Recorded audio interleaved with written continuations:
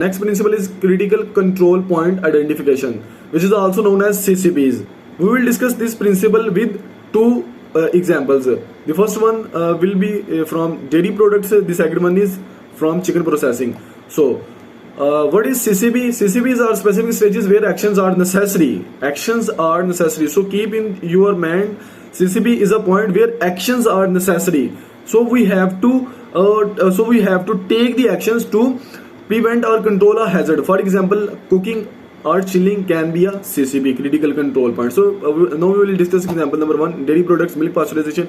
So here what is CCP? CCP, pasteurization milk at specific temperature to kill harmful bacteria. What is critical control point? Heating milk to 72 degrees Celsius for at least 15 seconds is a critical point. If we don't heat, if we don't establish CCP, our milk will not get pasteurized and bacteria will not get killed and spoil the milk. Example number 2 is related to chicken processing, cooking. Cooking the chicken to specific temperature is a CCP because it kills harmful bacteria. Like I already told you previously in the video, chicken contain Campylobacter and Salmonella bacteria. So we have to kill these bacteria if we want to implement HACCP system properly. Cooking the chicken to specific temperature is a CCP. So here cooking or heating is a CCP. Storage. Number 2. Storage is also a CCP. Keeping raw chicken at a safe temperature below 4 degree to prevent bacterial growth. Here actions are necessary. Now we will discuss how to establish critical limit. Our product will not get spoiled. So now we will discuss principle number 3, which is establishment of critical limits. So what is critical limit? A specific limit is set for each CCP which should not be exceeded. If this limit is crossed, the risk increases. In this principle we have to establish a limit. So this limit should not be exceeded. So if the limit increases, risk will be increased and product gets spoils. Our product, for instance, meat must be cooked to a specific temperature to kill bacteria. Here we will also discuss again two examples. One is milk pasteurization and the second one is chicken processing. So what is CL? What is critical limit in milk pasteurization and what is the critical limit in chicken processing? So we will discuss one by one. In dairy products or milk pasteurization critical limit, the milk must be heated to at least 72 degrees. So 72 degrees Celsius is a critical limit. So we have set a limit.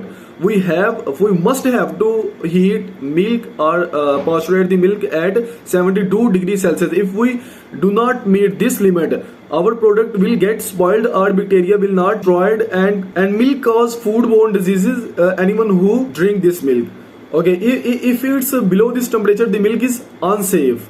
Okay, now we will discuss second example, cooking temperature. The chicken must be cooked to an internal temperature of at least 70 to 75 degrees Celsius. So 75 degrees Celsius is a critical limit. So we have to reach 75 degrees Celsius to ensure the killing of Salmonella or Campylobacter, which are the bacteria which are present in chicken. So to ensure that harmful bacteria are destroyed. Storage temperatures. The raw chicken should be stored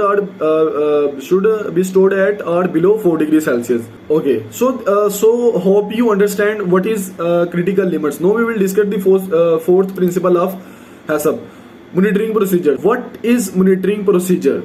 Okay, in previous principle we established a critical limit which was 72 degrees Celsius for 15 seconds for milk pasteurization and 75 degrees Celsius for the cooking of chicken. Now in this principle we ensure that our critical limit is met or not. To implement the monitoring procedure, we have to check the temperature of milk pasteurization and chicken regularly to ensure that our critical limits are not exceeding. So, procedures are established to monitor CCP to ensure that critical limits are not exceeded. For example, regularly checking the temperature. So here we again discuss two examples. The first one is milk pasteurization and second one is the cooking of chicken. So dairy products, milk pasteurization, monitoring. Use a continuous temperature monitoring system to record a pasteurization temperature. Record a temperature for each batch with thermometer.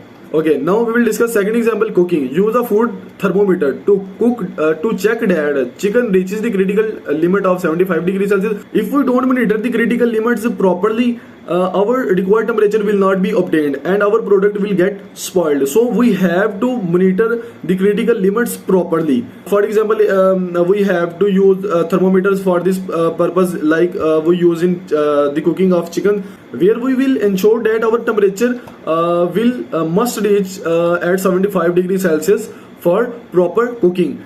Because if our required temperature will not be obtained, pasteurization temperature will not be obtained, cooking temperature will not be obtained, bacteria will not get killed or bacteria will not get destroyed. Bacteria will be present in the food. So anyone who will eat this food will get sick. Okay, to stay ensure to regularly check the refrigerator temperature to ensure it stay below 74 degrees Celsius. As you all know, 4 degrees Celsius is the temperature where most of the bacteria does not grow.